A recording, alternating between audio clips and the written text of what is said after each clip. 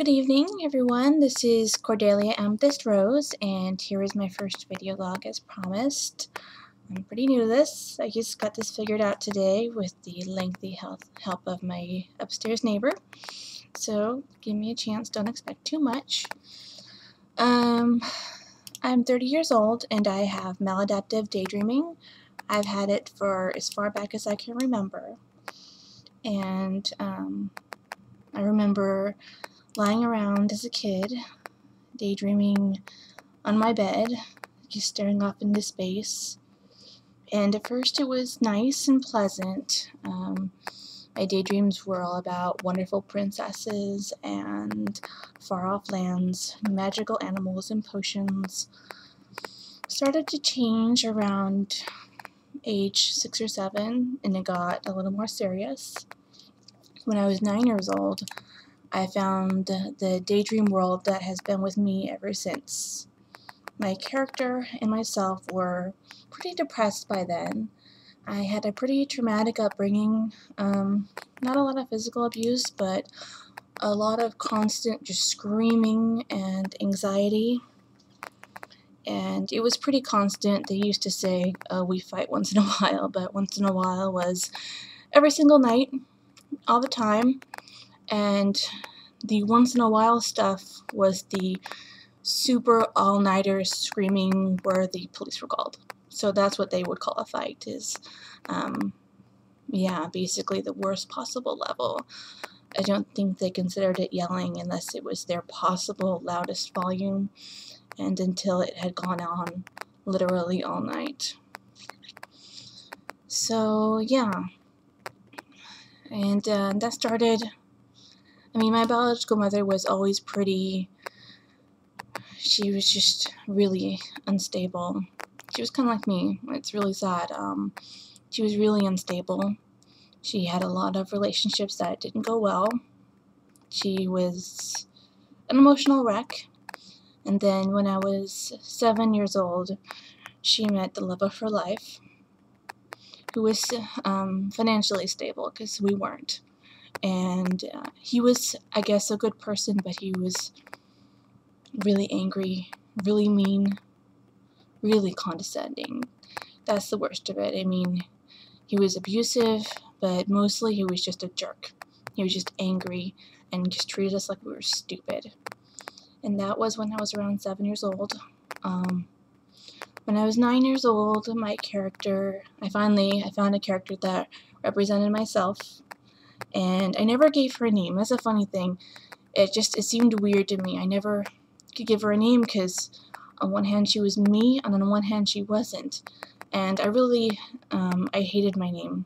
I don't really want to talk about that too much, but it's taken me a while to find the right identity that fits me.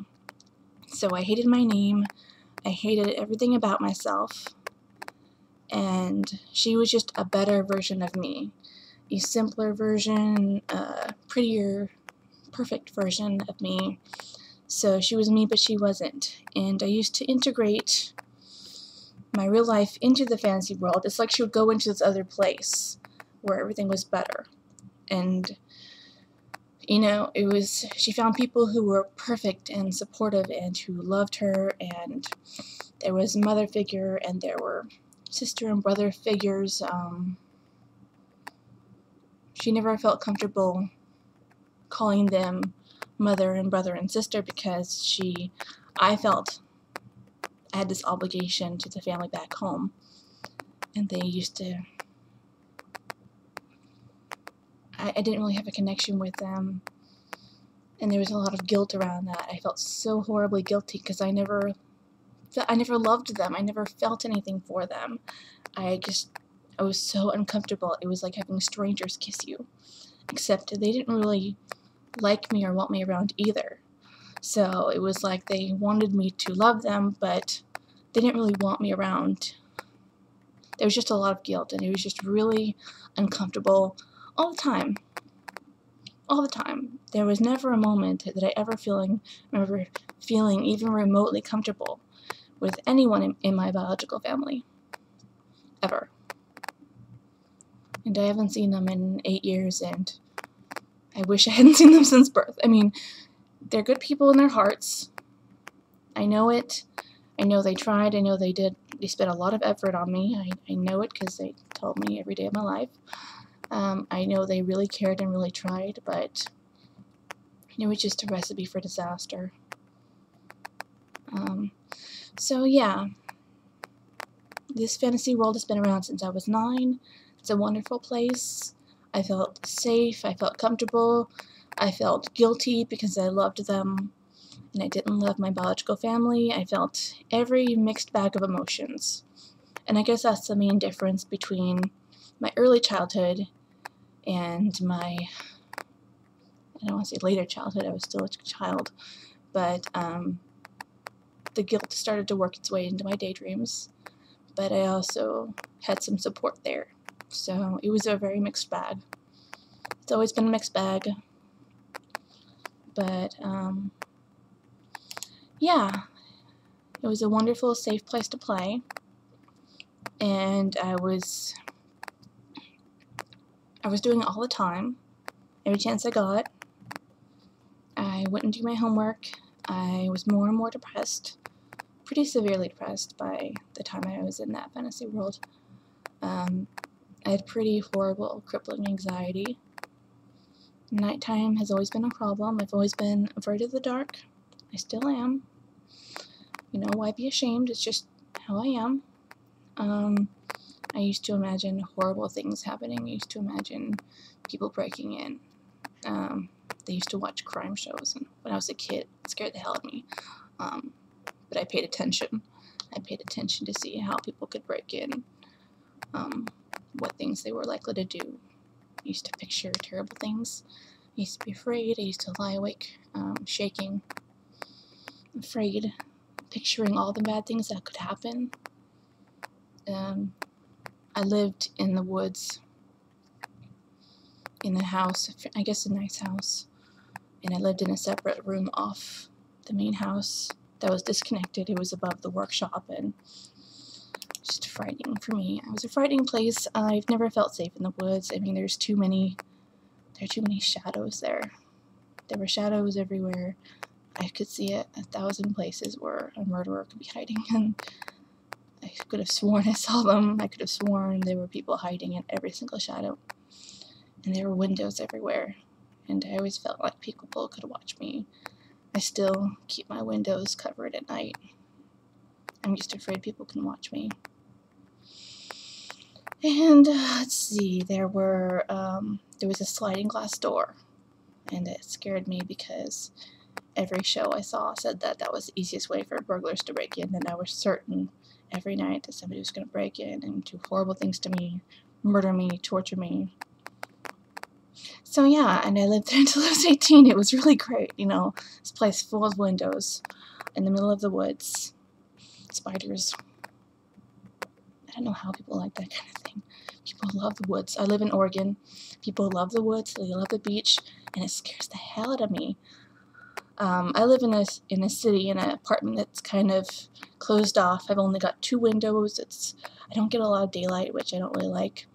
So during the daytime, it's a cave. But at nighttime, I've got 2 windows I can cover. It's a little bit better. I've got a pretty strong door, the peephole. I still sleep with the nightlight on. I can see. I don't know what I would do if I had a lot of rooms. Rooms always scared me. I was always afraid. I would check every room. I was afraid somebody would be in the room. I was afraid of everything. Anyway, I guess a studio suits me better, small as it is. So, yeah, you know, living with this it's got a lot of challenges. It's really, really tough. I've got 1,000 problems. I've got 1,000 anxieties that I'm so used to that I don't even acknowledge it. I don't even, when I'm asked how I'm doing, if I haven't had a recent complete and utter meltdown, then I don't even think to say that I've been anxious, because all the little anxieties, being afraid to answer the phone, being afraid to check my email, checking the door 1,000 times before I go to bed, all of that is just so normal that it's really unremarkable. And I still daydream. I've known most of my life that daydreaming was an issue. I think I started to notice, it always felt, and I'm maybe around 7, 8, or 9, it felt like it was getting too much. And I noticed that there was a distance and kids were having fun and I was uncomfortable. I just wanted to be off somewhere, being quiet and daydreaming. And I knew by the time I was a teenager, there aren't as many places to go and just be quiet. You can't just go sit somewhere and daydream. There were no swings to sit on. There was nowhere I could just go.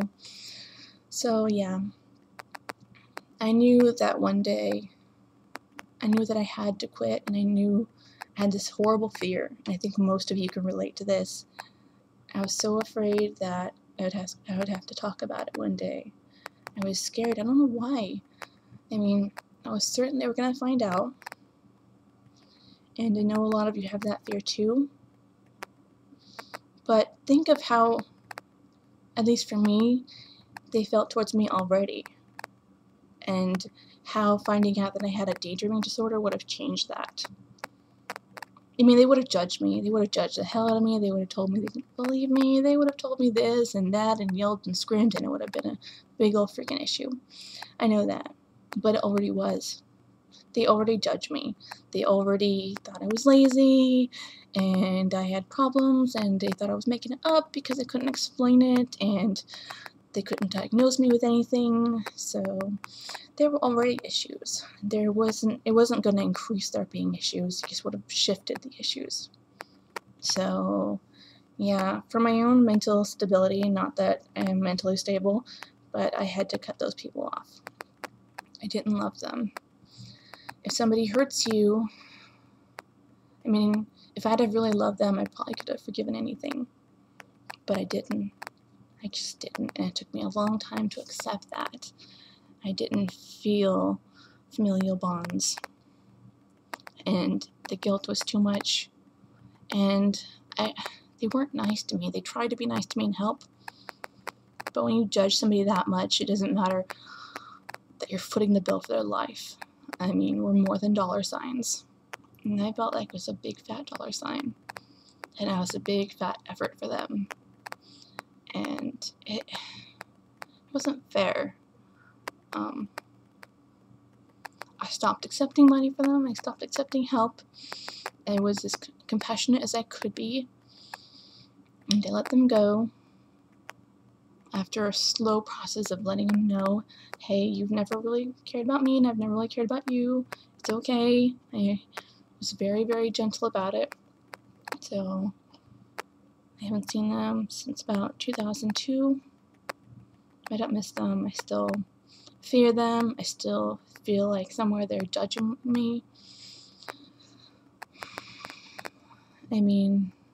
What can you do? I'm sure they're off and living their dramas together. I'm sure they're just fine. There's enough of them together. They can have their little dramas and live the lives they want. Let them.